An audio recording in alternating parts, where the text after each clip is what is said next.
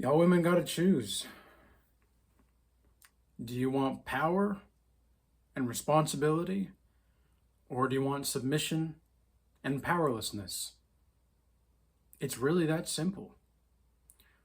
Either you take responsibility in this wanting power and you take accountability in your pursuit of power, or you are just going to submit to our mission as men.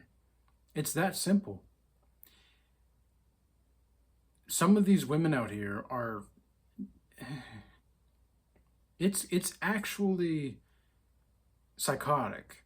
And if you think too much about it as a man, you're gonna you're gonna go insane trying to wrap your mind around it. So just don't even, just stick to the boundaries and continue forward, because a lot of women are just going to treat accountability like it's abuse. That's all that they're going to do. And they're going to bully you while acting like the victim. And it's amazing. It's astounding how many women have gotten away with this. And you men continue to marry these kinds of women. You're the problem, men. You're the issue here. You're rewarding these women with commitment as they berate you, as they falsely accuse you, as they avoid accountability, as they spiritually castrate you. What are you doing? We cannot give these women commitment or the time of day. These types of women. Now, if you have to be professional with them, just be professional, be cordial, do what you're there to do, and get the fuck out. Because that's just the way the things work. They're in the workplace, man. They're in the workplace. What else do you want us to do? Our generations before us gave women the best opportunity of a lifetime in the 19th Amendment. And it's led to OnlyFans, and it's exposed how women value money over love. And this is something that most men don't know about. And it's not that women are evil for this, it's just that love doesn't really buy security. Love doesn't really buy provisions and resources. Love doesn't really buy these things.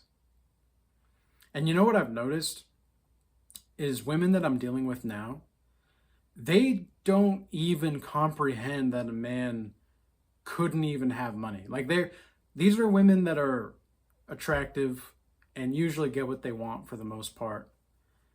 Like they can't even fathom that there are actually men that are struggling or having a hard time. They just, it doesn't even ring a bell. Like it doesn't even, like, they're like, wait, what? Like they don't actually realize a lot of the time, not all of these women, but a lot of the women don't even realize that men are going through hard times. They don't. And why would they know? I mean, they're living good lives. Men are giving them money just for existing. Men are taking them out on dates just because they're pretty. Why would you be concerned about men? And men have really almost betrayed their own selves in wanting to go about this situation in the way that they have. I think the solution is to keep it professional. You know, you don't have to give them more. If, let's say you have a female boss and she's just kind of chaotic. She can't take ownership, and she starts to blame you for things that are going wrong, even though they were her decisions. Well, number one, you can do one of two things. You can just accept that she's a woman with no accountability, and that you can just continue to do your work because you're just there to get a job done, and just accept that the blame is probably going to go on you, and it is what it is. Or you can go try to find another job. Like, there's really no other option at that point, because the woman is above you technically.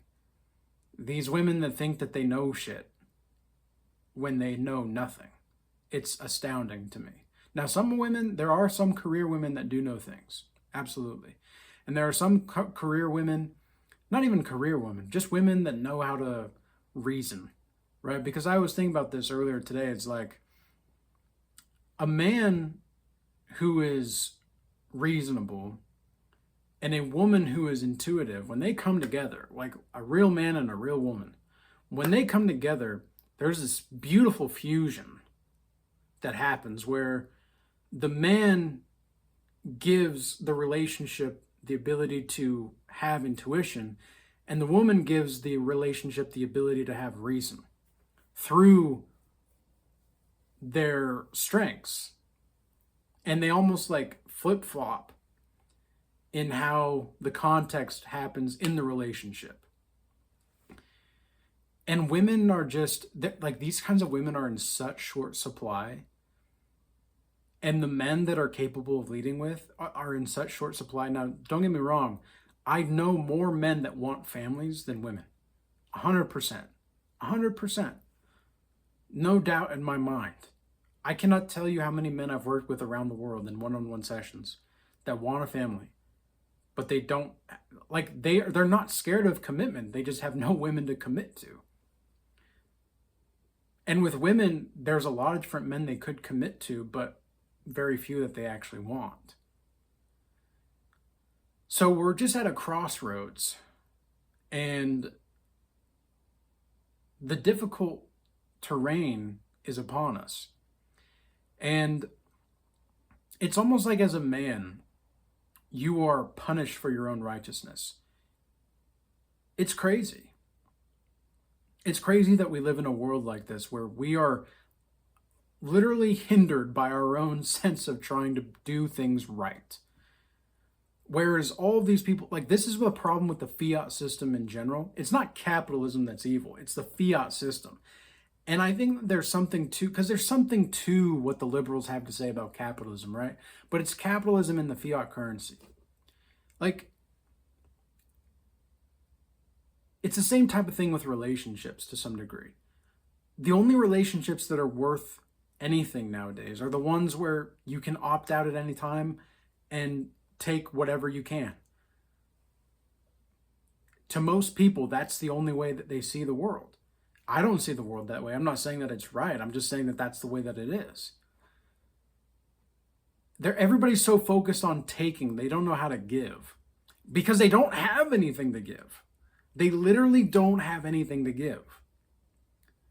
And so now we're in this weird situation where we can't really not participate, but we can't participate either. And so a lot of men are just going through these struggles internally. And again, a lot of women that are more reasonably attractive, let's say, it's not to say that there are women that are attractive that don't understand that, or that do understand this, but it's just like the amount of women percentage wise that truly understand what the average man has to go through. It's ridiculous how low that percentage is. And why should they know, though, right? Why should they know? They don't need to really, there's no need to know for these people. There's no need for them to know. And I think that's what most men have a hard time with.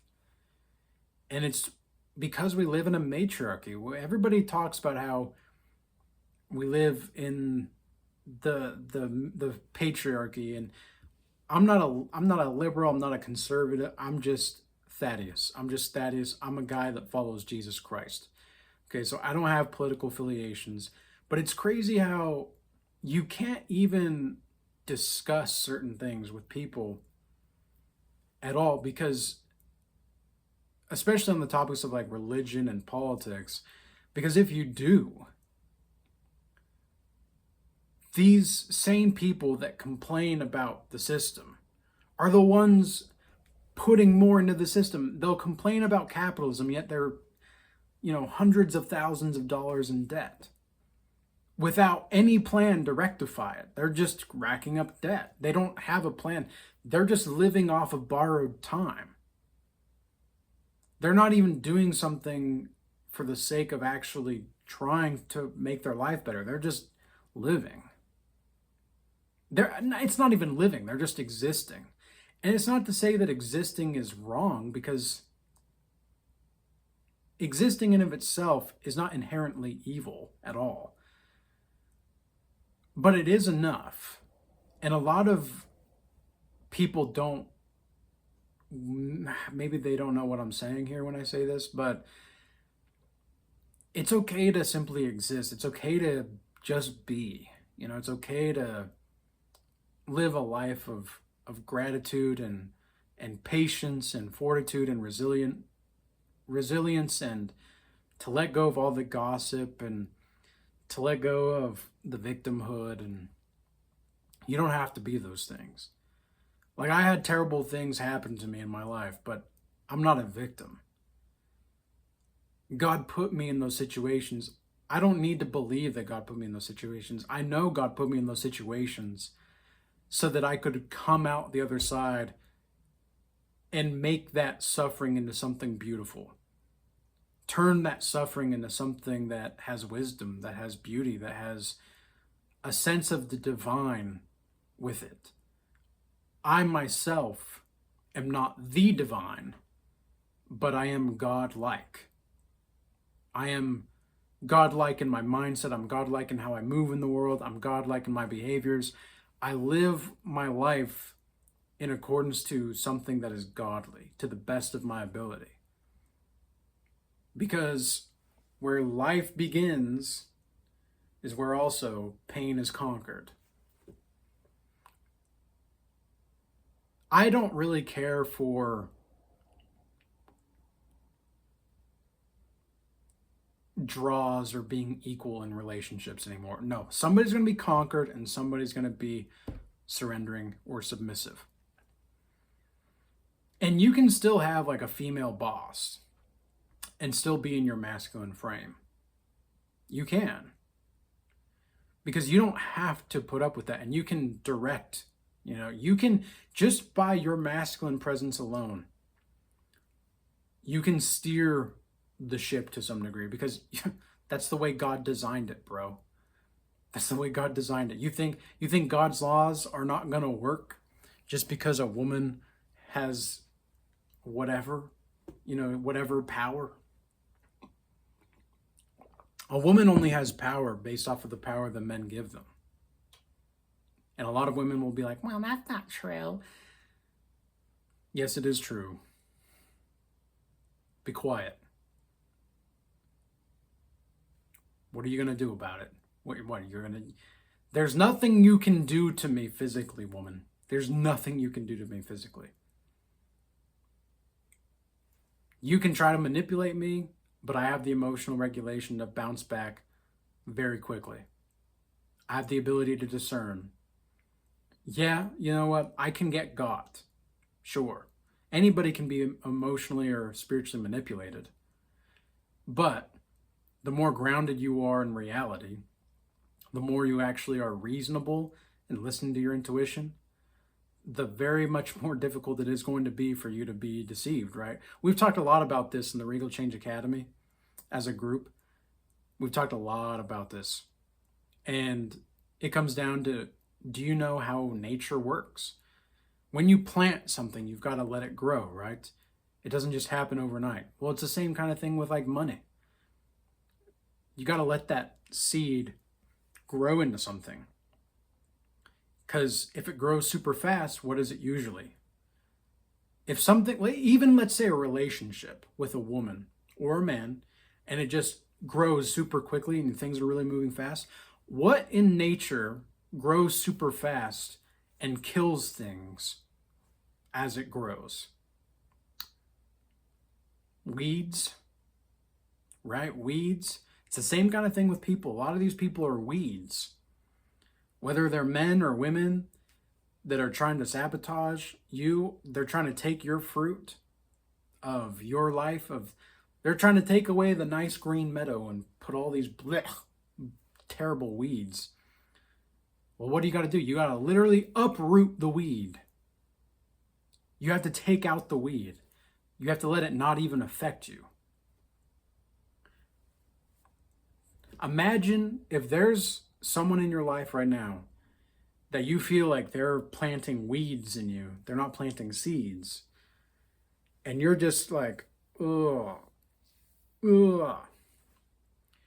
Literally, imagine yourself taking out the weed and throwing it out there into the world somewhere far away from you and be like, this is not my energy. This is not who I am. That's on them. And this is not a way to deflect things, because it could be your account. Like, look, you don't want to dismiss your accountability here. You want to be very careful about that. But you don't need to take crap from people that are weeds, no matter who it is. And especially a woman, if you're a man, because you give your strength to a woman. And a woman will nurture your strength, or she'll take it from you. It's that simple. Lead them or leave them. So with all that being said, peace. Until next time.